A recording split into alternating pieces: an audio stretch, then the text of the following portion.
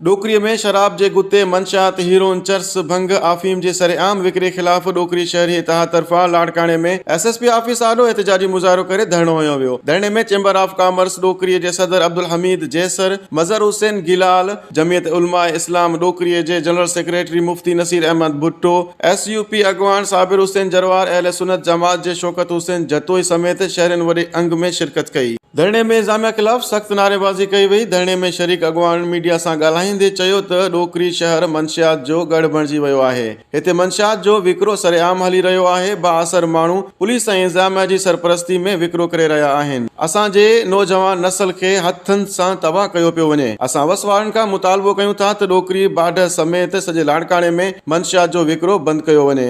असांजे नौजवान नस्ल खे तबाह थियण खां बचायो वञे। ॿी सूरत में एहतिजाज जो दाइरो वसी कयो वेंदो। वधीक ख़बरुनि ऐं अपडेट लाइ ॾिसंदा रहो सिंध न्यूज़ वेब टीवी।